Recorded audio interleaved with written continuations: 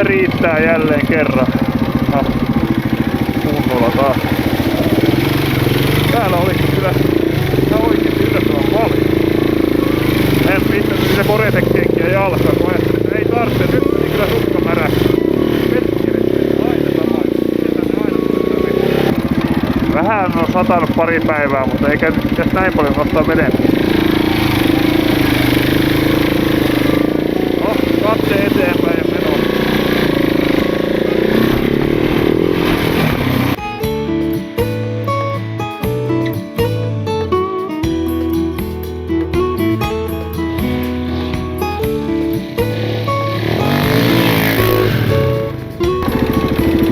Tässäkin olisi voinut kiertää, mutta meikähän on tyhmä eikä kiertä. Ei onneksi ollut paha. Ihan jeppi.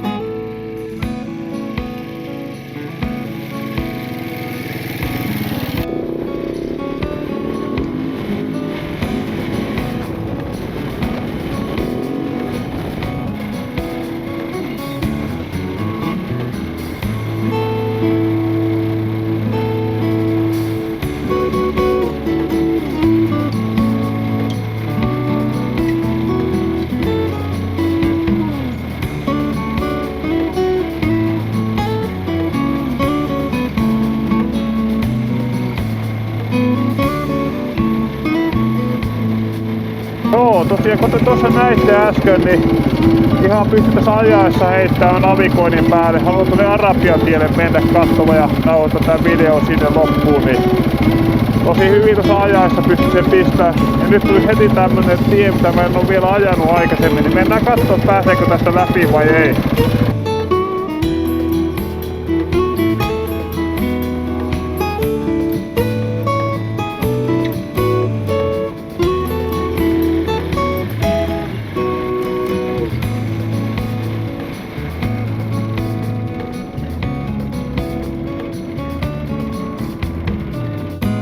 Päästiin sinne minne haluttiinkaan, eli Arabiantie, erittäin makea paikka. Vielä on liian kesä, ei ole vielä aurinko päässyt laskemaan tonne. Se on tosi hienon näköinen sitten kun se osuu sopiva hetki ja ajataan tää voimalinjojen alla ja aurinko laskee punaisena tuolla horisontin taakse, niin se on kyllä hienon näköinen kohta. Mutta joo. Eipä sitä tultu tänne höpisemään, vaan mä halusin nyt kertoa, että ja varmaan on osa huomannutkin, että olen vaihtanut tätä navigaattoria. Eli mulla on tosiaan nyt käytössä tämä DMDn T865 navigointitabletti, mikä sisältää sitten myöskin tämän DMD2-ohjelman elinikäisen lisenssin. Mulla oli tuossa niinku mielessä, että mullahan oli se Samsung Galaxy Tab Active 3 ja siitähän on nyt tullut 5, että päivitänkö mä siihen 5 vai koitanko mä jotain uutta, ja mä ajattelin, että koitetaanpa nyt uutta, eli otettiin tää DMD2 tabletti sitten käyttöön. Ja tossahan nyt jo matkalla sitä vähän vilauttelin tossa ja erilaisia featureita mitä siihen on saatavilla. Mutta eikä siinä vielä kaikki. Mä samalla sitten tosiaan päivitin tähän Silverfoxin H1-ohjaimeen, eli Home One, joka on sitten ihan uusinta uutta, mitä Silverfoxilla on tällä hetkellä saatavilla. No niin, sitten ei muuta aletaan paketin aukossa hommiin. Eli tosiaan tämä on nyt toi Silverfoxin H1 Home One ohjain, joka on huomattavasti kapeampi ja slimmimpi kuin se mun edellinen, mikä mulla on ollut käytössä. Mutta mä otan tuon tuosta esille ja katsellaan sitä sitten tarkemmin. No niin, siinähän on. Kuten näkyy, niin tosiaan nyt ei ole enää nykyään tässä kohdassa näppäimiä, niin kuin tuossa mun edellisessä oli. Vaan nyt niiden nuolinäppäinten virkaa hoitaa tämä joystick tässä. Tää on edelleen tosiaan IPv67 luokiteltu ja alumiinista tehty kokonaan tämä kotello tässä näin ja nämä kaikki varret. Mikä tähän on tullut kans uutena on tää, että tämän tankokiinnityksen etäisyyttä voi säätää, koska tähän on tehty tämmönen epäkesko osa, jonka mukaan sitten kun sä laitat sen tankoon kiinni, se liikkuu sitten niin kuin tarvii sitten siinä, että saa jos on vähän kauempana kytkinsylinteriä tai muuta, niin ne saa sitten kaikki näppärästi säädetty omaan pyörään juurikin sopivaksi. Oikein laadukkaa oloinen. Näyttää aivan viimeisen päälle kunnossa. Jaha, ja sitten avataan tämä DMDn tabletti. Katsotaanpa miten tämän kanssa käy. Saadaanko me tätä avattua tällä yhdellä kädellä.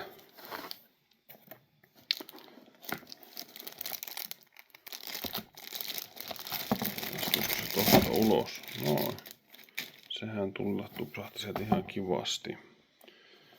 Eli ihan tämmönen perus Android-tabletti. Mikä tässä on erikoista, niin on se, että tosiaan tää on vesitiivis tietenkin, niin kuin moni muukin. Mutta tosiaan tässä on sitten suoraan tuo 12 voltin järjestelmä. Eikä sä saat sen suoraan tonne akkuun kiinni, ei tarvitse mitään USB-hommia olla välissä. Sittenhän täältä löytyy torksiavain, millä voidaan varmaan tehdä asennushommia. Joku kaapeli. Toivottavasti on ohjekirja mukana, koska ei itsekään tiedä vielä mitä nämä on. Teline, mihin tuo tablet tulee kiinni. Itse asiassa näin päin sitten. Tästä oli muuten tullut myös uusi versio, justiinsa katselin tuossa pari päivää sitten, niin Facebookissa oli, että nyt uusissa on tämä lukkomekanismi. Tästä on tullut palautetta, että tämä on hankala, kun tämä on täällä takapuolella. Kun sä laitat sen sitten moottoripyörään kiinni, niin se jää tuonne pleksin väliin pahasti, että sitä ei ole helppo käyttää. Niin uusissa telineissä on tässä sivussa tämä lukkomekanismi, joka tietenkin helpottaa huomattavasti käyttöä. Mutta joo, tuolla on nuo pokopinnit sitten, mistä latausteessa tapahtuu. Joo, sitten oli tämmönen johtosarja. Tosiaan tää yksi johto tässä meneekin jo tohon telakkaan. Ja sitten mä veikkaisin, että joku noista niin menee esimerkiksi tuohon Home Oneissahan on tämän näköinen liitin, niin mä voisin veikata, että se menisi tohonkin, jos haluat tuolla langallisesti kytkeä sen. Ja sitten tämä päähän menee, täällä on sulakkeet ja muut, niin akulle päin sitten suoraan kytketään ne tässä. Jes, eipä ollut käyttöohjeita, joten myös tämä sitten löytyy todennäköisesti Torque Racingin web-sivulta, että nykyään nämä on vähän semmoisia, kun asiat etenee niin vauhdilla eteenpäin, että tommosia printattuja ohjekirjoja harvemmin on sitten saatavilla. No, mutta tavaraa on paljon. Lähdetään pistää pyörään kiinni ja katsotaan mitä tulee. No niin, nyt on tuo perus Android-setupi tehty ja sieltähän niitä päivityksiä alkoi tulemaan. Niin nyt sitten vaan ajellaan kaikki päivitykset tässä sisällä ennen kuin lähdetään mitään sen ihmeempiä tekemään. Sen verran kävin tässä Silverfoxin sivulla katsomassa, niin siellähän lukeekin, että tosiaan niin näissä uusissa H1-ohjaimissa niin sä voit suoraan kytkeä sen tuon tabletin johtosarjaan ja ei tarvitse tehdä mitään muuta. Toki siinä tulee mukana tuommoinen oma erillinen johto. Jos ei ole tuota tablettia, silloin sä voit kytkeä sillä sen pyörän virtalähteeseen. Se auto kun lähtee purkamaan nyt sitten tätä vanhaa tästä pois ja tämä vanha ohjaankin tästä pois, niin saadaan sitten tuolle uudelle paikalle. Mulla on tulee tuo virta jo valmiiksi tuohon noin tälle vanhalle setupille, niin hyödynnetään sitä samaa settiä, sitten ei tarvitse vetää uusia piuhoja. Okei, sen verran kattelin tosiaan, niin tämä voisi onnistua näillä, mikä tuli mukana. Ja nää vääntää täältä toiselta suunnalta, niin tässä Adventure Specsin kiinnikkeessä niin on vähän isommat nämä reijät. Mutta tuossa on kierre tässä itse DMD-tabletin telineessä, niin se varmaankin tuohon lukittuu sitten, kun pistää vaan paikalle. Niin katsotaan miten käy. No niin. Se olisi ollut liian helppoa, jos se olisi ollut liian helppoa. Elikkä nyt kun mulla on tää Adventure Spexi mini fairingi, missä mulla on ollut tuo edellinen tabletti kiinni. Tässä on tää lukitusmekanismi täällä ylhäällä ja tämä kääntyy tässä näin. Niin eihän sitten lukitusmekanismia voi käyttää ollenkaan. Ja tässä nyt sitä pähkäilyt, no jos se laittaa ne alemmas, niin edelleen on sama juttu, että tämä lukitusmekanismi ei aukea tässä. Mulla oli tosiaan nyt ajatuksena, että mä pistän tällaiset näihin reikiin korottamaan tätä. Katsotaan riittääkö se, tai toimiiko tämä, en tiedä. No niin, nyt on saatu taas hommaa eteenpäin, eli tabletti on saatu tuon kiinni ja tuntuu, että pysyy aika jämäkän oloisesti.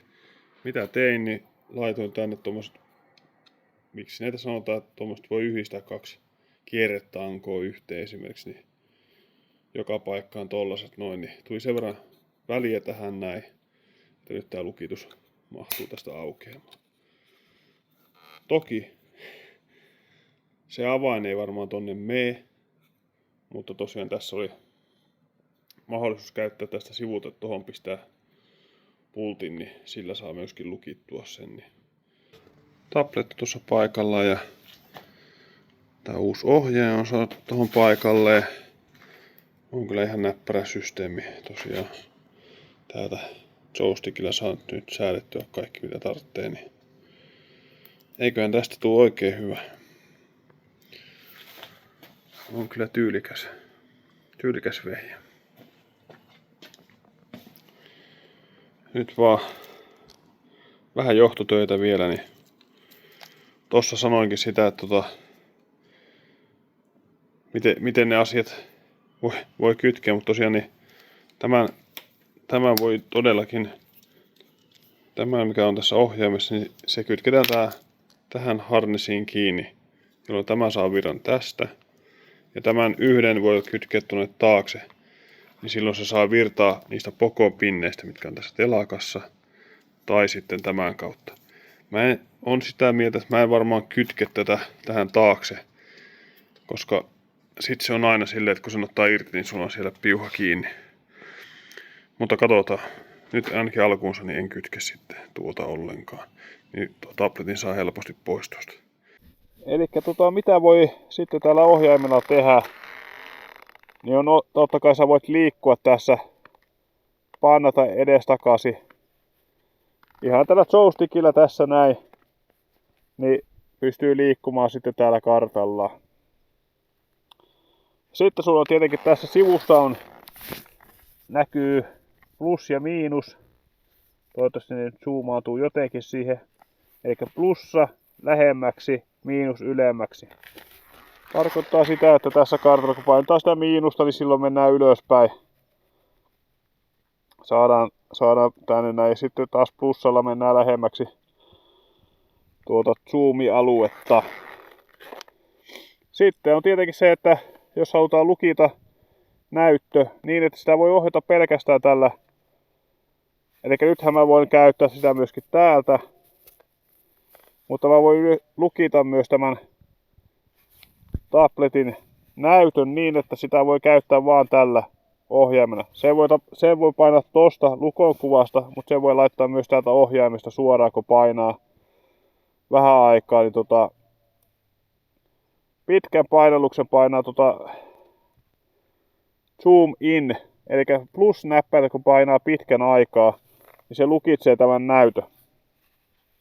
Erittäin kätevä esimerkiksi silloin, jos sataa vettä tai muuta, niin sä et pysty tässä, tai ei niinku vesisateesta sitten liiku mihinkään päin. Mutta tällä sitten taas tällä ohjaimella sä pystyt liikuttelemaan tätä ja käyttämään tätä hommaa. Mutta semmonen homma. Kuten näette, tänne tulee notifikaatiot sitten, jos on chatti menossa, niin kuin tuolla meidän ikuisessa Rymyryhmän chatissa tuntuu, että siellä tulee koko aika. Eli avataanpa tuo näyttö.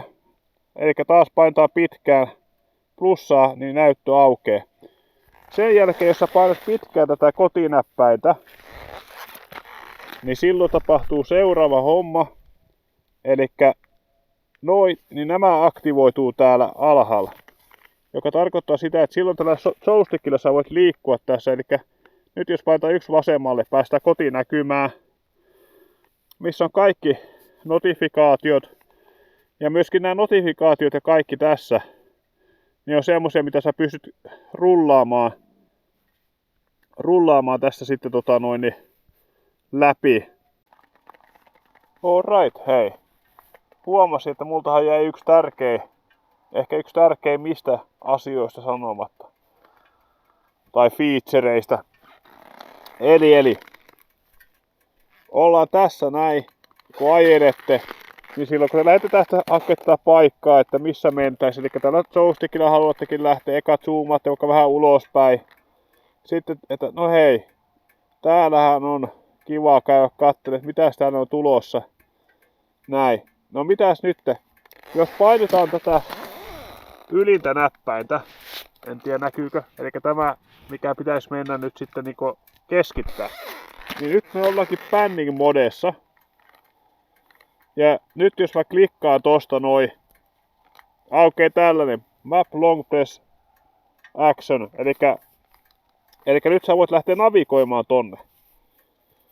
No, sehän nyt ei ole sitä, mitä sä haluaisit ehkä tehdä, vaan sä haluaisitkin, että nyt sä keskität kuitenkin sen takaisin sinne, missä oltiin. Asia tapahtuu tällä samalla, mikä lukitsee ton näytön, eli tällä Zoom Plus näppäimellä. Painat sitä pitkään, pidät pohjassa, niin se siirtyy takaisin tänne. Eli toi on sellainen back-näppäin vähän niinku tässä, että silloin se palaa tohon takaisin. Sitten jos et ole panning modessa ja painat sitä pitkään, niin se lukitsee sen näytön. Ja sitten taas, eli pitkällä painalluksella tapahtuu nämä asiat. Eli nyt kun sä lähdet liikkumaan, niin tuohon tulee toi teksti, panning mode enabled. Ja nyt kun on panning modissa, niin tää keskitysnäppäin, niin se ei keskitä, vaan se avaa tämän navigointi-ikkunan. Eli sen verran halusin vielä sanoa, että tää on varmasti semmonen asia, mitä moni kaipaa. Eli kun sä käyt täällä kattelemassa, et sä haluta lähteä mikä navigoimaan, vaan sä haluat palata takaisin. Niin silloin sä painat pitkään ja päästään hommassa kotipisteeseen. Tähän Leppiniemeen voimalaitokselle. Oikein hieno paikka. Niin otetaanpa tässä nyt vielä viimeiset jutut, mitä meinasin tästä kertoa. Eli tosiaan sitten on tämä navigointinäkymä. Täältä löytyy kartan suunnanvaihtoa. Onko pohjoisessa kaikki vai koko aika tämä kartta vai seuraako ajoa. Ja sitten on rekordi, voit nauhoittaa reitin. Se on tosiaan rekordit, voit laittaa päälle ja lopettaa, lisätä sinne poimerkkejä ja muuta. Ja ne löytyy sitten täältä näin. Sitten on GPX. Täältä löytyy sitten GPX, mitä haluaa pistää. Nyt mulla on kaikki piilossa, paitsi tuommoinen yksi perjantain ajoilla on tuolla näköisellä. Joo. Sitten tästä voi vaikka pistää invert directionin tosta päälle, jos haluaa.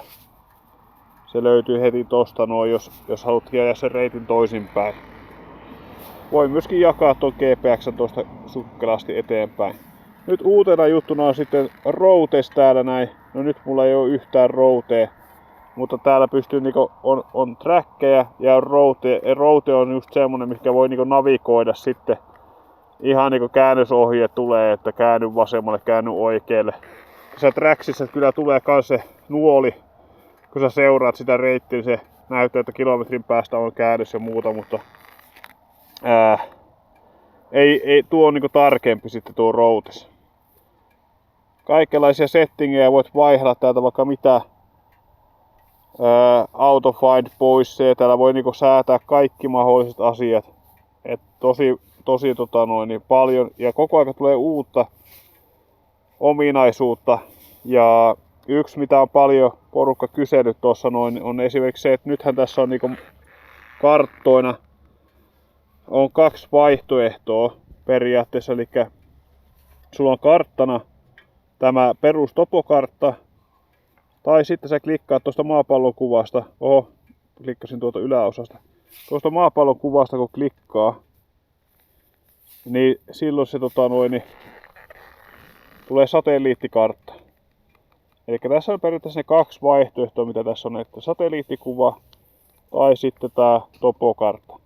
Mutta tähän on nyt tulossa, kun ainakin itse sitä kyselin, niin tuli semmonen ilmoitus, että on tulossa myöskin semmonen, että saat vaikka maanmittauslaitoksen kartat, mikä on erittäin hyvä juttu. Nyt mulla on sitten ne tuossa toisessa karttasovelluksessa, minkä saa tietenkin lautsattua, kun menee tänne applikaatioihin. Täällä on kaikki Android-sovellukset, mitä muutakin. Mulla on Osmandia tossa noin ja muuta. En ole hirveästi vielä ehtinyt ladata ohjelmia.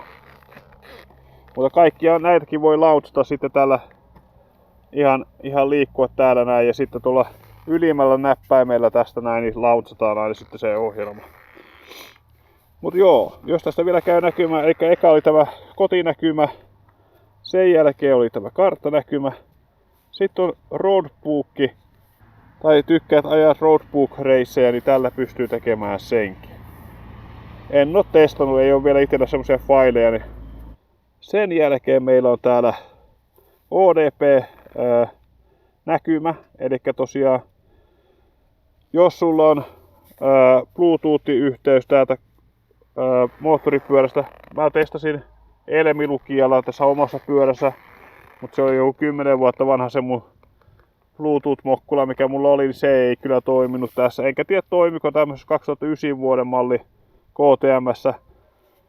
Mutta uudemmissa ainakin on toiminut, mitä oli supported-listalla näkyy.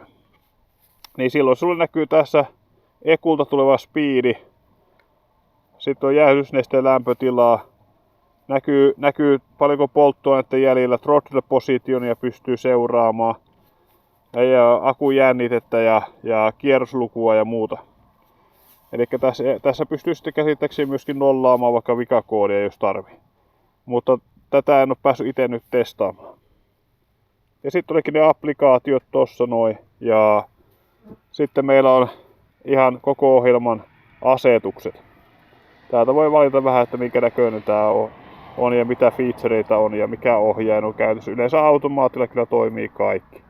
Tätähän voi käyttää myöskin pystyasennossa, jos haluaa. Itse olen tykännyt tästä vaaka-asennosta kyllä ihan hyvin, että näkyy tuo mittaristokin mulla paremmin. Ja sitten jos näihinkin vaikka haluaisi laittaa jotain, niin nyt mä pystyn pistämään. Jos mä pistän tän pystyyn, niin se vie niin paljon tilaa, että tuo mittaristo menee piiloon ja lisäksi näitä ei voi sitten käyttää. Erittäin kattava ohjelma. Lähdetään siitä liikkeelle. Yksi asia, mikä piti vielä sanoa. Täällä ylhäällä tässä tabletissa, niin tässä on niinku 3 eri näppäintä. P1, P2, P3. Ja näihinkin voi ohjelmoida sitten minkä toiminnon itse haluaa. Eli jos mä painan vaikka P1, en ole nyt ohjelmoinut. Mutta jos painaisin tuota P1 ja olisin ohjelmoinut siihen, että hei, P1 mä haluan avata Osmandin. Se aukaisee sen Osmandin ohjelman tosta ja P2 vaikka että palaa takaisin TMD, niin se palaisi takaisin. Eli tommosia asioita otettu tosi hyvin huomioon. Joo, tosiaan Silverfoxin ohjain.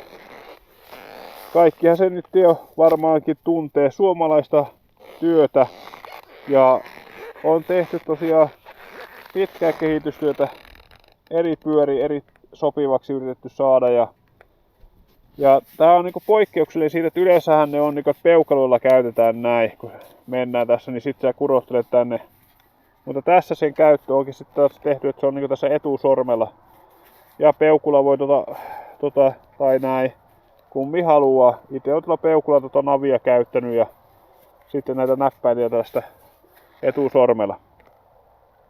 Alumiinista tehty, vedenpitävä, on Bluetooth-yhteys tai sitten jos on DMDn tabletti, niin voi tuolla kaapeli tuolla harnessilla vetää sitten yhteyden.